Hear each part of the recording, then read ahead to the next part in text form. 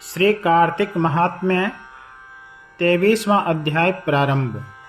श्री राधा दामोदर भगवान की जय हो।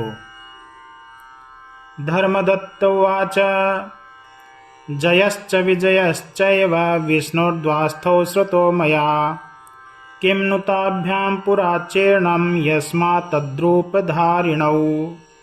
धर्मदत्त बोले, जय और विजय मैंने विष्णु के द्वारपाल सुने हैं। उन्होंने पहले कहा, व्रत नियम किया जिससे वे विष्णु के रूप के धारण करने वाले हुए। गणों ने कहा, हे ब्राह्मण, पहले तृण बिंदु की कन्या देवहूति में करदम ऋषि की दृष्टि से ही 2 पुत्र उत्पन्न हुए। बड़े का नाम जय और छोटे का नाम विजय था। बाद में उसी देवहूति से योग कर्म को जानने वाले कपिल मुनि उत्पन्न हुए। जय और विजय विष्णु की भक्ति में सदा रत रहे। भगवान में रत है इंद्रियों के समूह जिनके, ऐसे दोनों धर्मशील हुए। दोनों सदा अष्टाक्षरी विद्या के जप करते थे और विष्णु के व्रत करने वाले जो वे दोनों हैं, उनको विष्णु सदैव नित्य के पूजन में साक्षात दर्शन दिए। कभी वे दोनों मरुत नाम राजा के यज्ञ में बुलाए गए और यज्ञ कर्म कराने में चतुर देवता और ऋषियों से वे दोनों पूजित हुए। वहाँ उस मरुत के यज्ञ में जय तो ब्रह्मा हुए। उसके बाद उस यज्ञ को संपूर्ण किया। यज्ञ के अंत का स्नान करके मरुत उन दोनों को बहुत सा धन दिया और वे दोनों उस धन को ले अपने आश्रम को चले गए। पश्चात विष्णु के पूजन और तुष्टि अर्थात प्रसन्नता के लिए उस धन के बांटने में वे दोनों परस्पर स्पर्धा करने लगे। जय ने कहा कि समान विभाग करना चाहिए।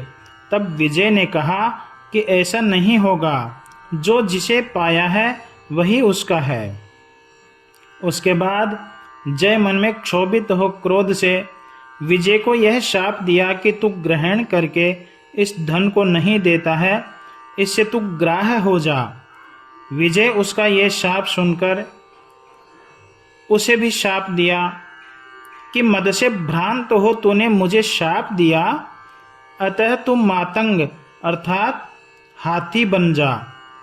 तब वे दोनों नित्य के पूजन में भगवान को देखकर उन विभु से यह वृत्तांत कहा और रमापति भगवान से शाप की निवृत्ति की याचना करने लगे। जय विजय बोले, आपके भक्त हम दोनों कैसे ग्राह्य और हाथी की योनि में जाने वाले होंगे। हे कृपा सिंधु, अतः हम दोनों का शाप निवृत्त कीजिए। श्री भगवान बोले, मेरे भक्तों का वचन कभी झूठा नहीं होता और मैं भी कदापि उसे अन्यथा करने में समर्थ नहीं हूँ। पहले मैं प्रहलाद के वचन से खंभ में प्रकट हुआ और अम्बरीश के वचन से 10 प्रकार से मैं उत्पन्न हुआ।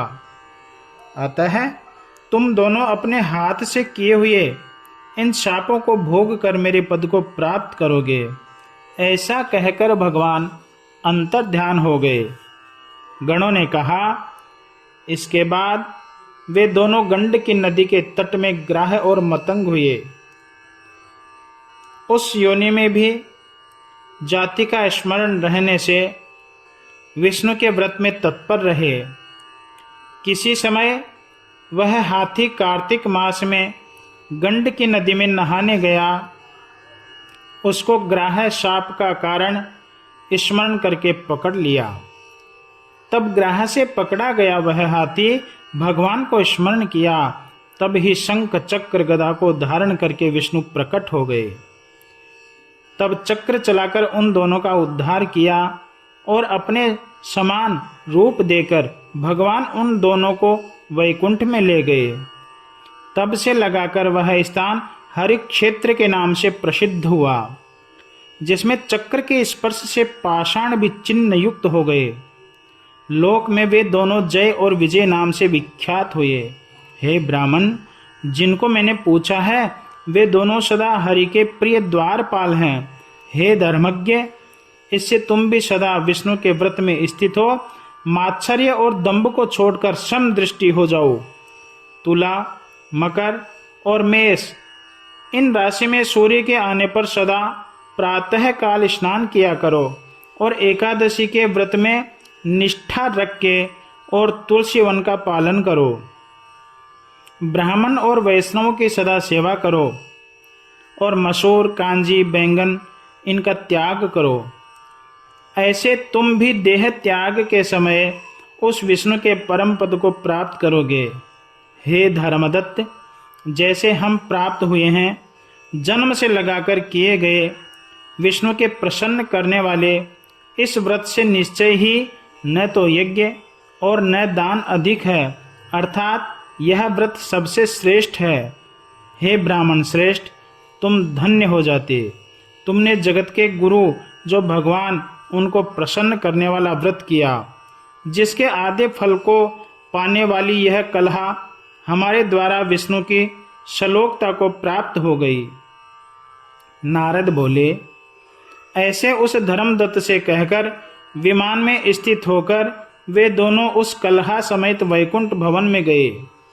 यह धर्मदत्त उत्पन्न है विश्वास जिसका ऐसा हो उस व्रत में स्थित हुआ और देहांत के समय दोनों स्त्रियों समेत उन विभु अर्थात समर्थ जो विष्णु हैं उनके स्थान में पहुंच गया। इस प्राचीन इतिहास को जो कोई मनुष्य सुनेगा या सुनाएगा, वह हरि के निकट प्राप्त करने वाली भक्ति को जगत गुरु भगवान की कृपा से प्राप्त करेगा। ओम मंगलम भगवान विष्णुर्मंगलम गरुड़ध्वज मंगलम पुंडरीकाक्ष मंगलाय तनो हरि। बोलिए सच्चिदानंद भगवान की जय हो।